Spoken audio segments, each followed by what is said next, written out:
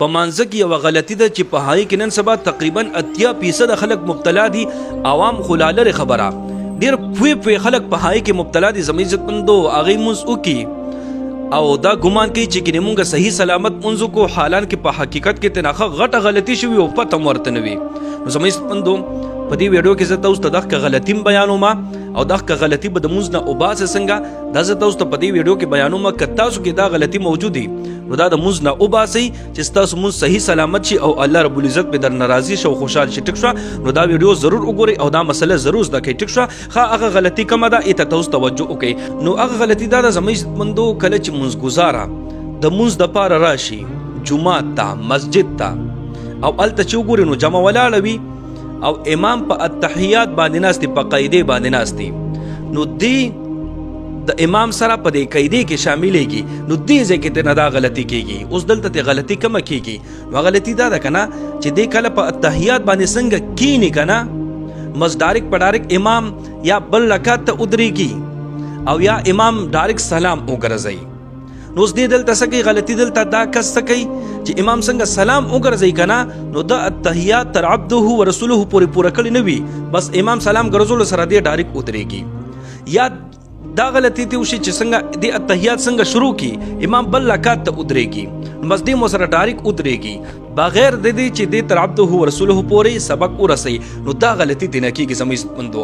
مسله دا ده زموږ عزتمندو چې کله دې امام سره په التحیات کې شامل شو، دې التحیات کې امام سره یوځای شو، نو په دې کس باندې التحیات تر عبده و رسوله پورې ویل واجب دی. که په دویم رکعت امام سره دی په التحیات کې یوځای شو او که په اخیری رکعت باندې امام سره التحیات کې یوځای شو، نو د باندې تر عبده و رسوله پورې سبق ویل واجب دی. که دی ونه ویلي مونځ نیمګړی شو، واجب ته نه پاتې شو. زما عزتمندو نو دا غلطي تاسو سووئ، تاسو نه کېږي که نه. اکثر خلک داسې وکړي چې بس راشي امام چې څنګه التحیات باندې ناست دی که نه، بس دې چې څنګه التحیات باندې کینی الله اکبر کې التحیات باندې ډایرکټ کینی، بس امام سلام وګرځوي، بس د دوه درې ټکي التحیات ویلو بس ډایرکټ ودرېږي، مونځ لاړو نیمګړی شو، واجب ته نه پاتې شو پکې. او دا په سجده سهو نه راګرځي، ځکه چې سجده سهو خو به الګ کې چې تا نه واجب هیر شي، دا خو دې د کس ته پرېږدي که نه.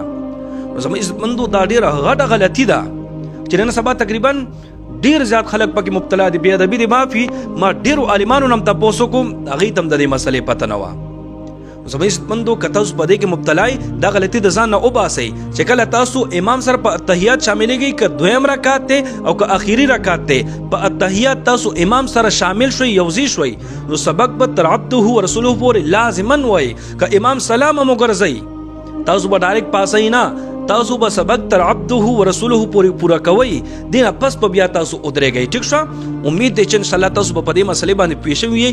که بیا هم پکې درته څه خبره وي کمنټ وکړئ، انشاءالله زه به پرې تاسو بیا پوه کړم. خو چې څنګه تاسو ته دا مسلې پته نشته، زموږ عزتمندو ډېرو خلکو داسې د دې مسلې پته نشته او په دې غلطۍ کې مبتلا دي. نو کوشش وکړئ چې دا ویډیو ډېره شیر کړئ، ډېره شیر کړئ چې هر طرف ته ورسیږي، ټول مسلمانانو ته ورسیږي او په دې مسلې باندې ځان پوه کړي او تاسو ته دعاګانې کوي. الله رب العزت مو خوشحاله باد ساته. دعاګانې کوئ، دعاګانې به کوو. الله په امان.